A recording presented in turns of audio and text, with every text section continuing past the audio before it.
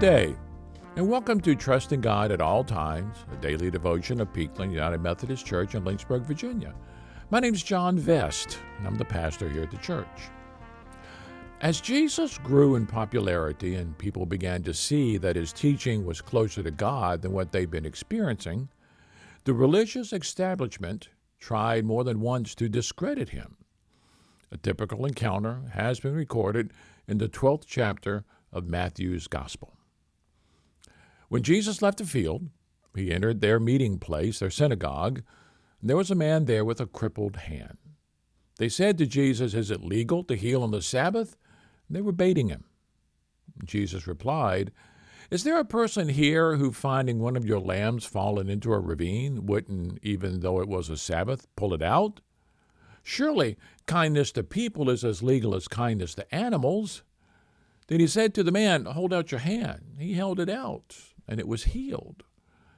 And those religious people, those Pharisees, they walked out furious, sputtering about how they were going to ruin Jesus. Friend, sometimes the right thing is to ignore the supposed rules and simply help a person. Back in the 1980s, I started graduate school at Boston University.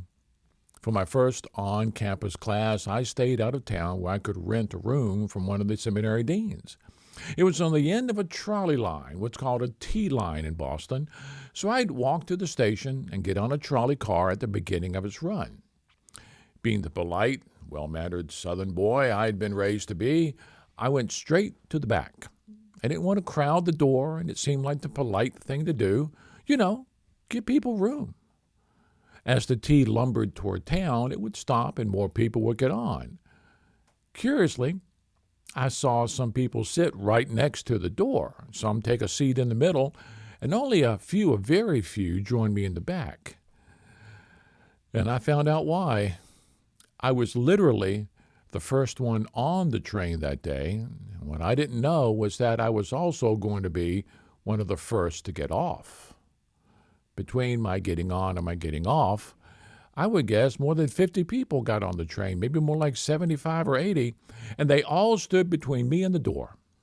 When my stop came, I had to politely but firmly push my way through the crowd and make my way to the front.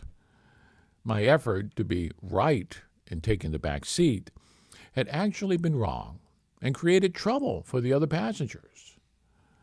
And the moral of this story is simply this. Think about the best way to do right by people, and just do it. Sometimes you really do have to break the rules to care for someone. And today, if you have to, I hope you have a rule-breaking day. So let it be. Amen.